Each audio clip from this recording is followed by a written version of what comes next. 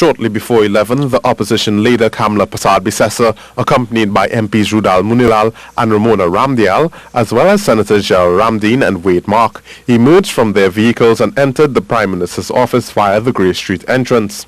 In a brief interview with reporters before the meeting, the opposition leader said they would approach the meeting with good faith. What do you expect? How do you expect the meeting to go this morning? We go in good faith. We do have some proposals to share with the government, and we expect a cordial meeting to talk to you later on in the day. But we go in good faith. I think it was because at the time we were able to work a consensus position with respect to certain pieces of legislation which were enacted into law. Maybe not everything was followed through, but certainly some of the recommendations were implemented, and we did have some success.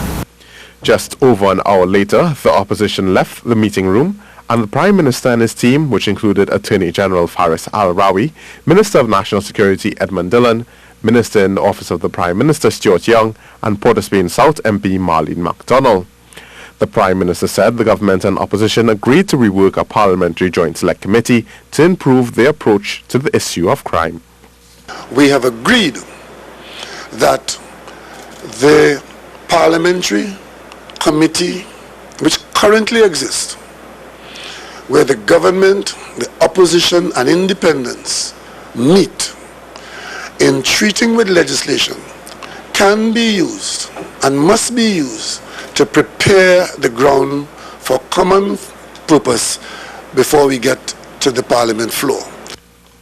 The parties agreed that the committee would now be chaired by an independent senator and would discuss adjustments to crucial pieces of legislation.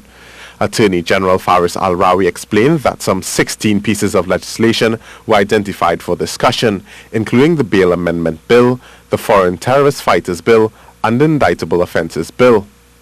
We were specifically pleased to receive the inquiries which matched up with a lot of what we are doing, and we were able to provide the opposition with a list of 16 items which we will pass out to you as the media corps, and those 16 items were just a snippet of some of the matters which we have as very urgent priority matters.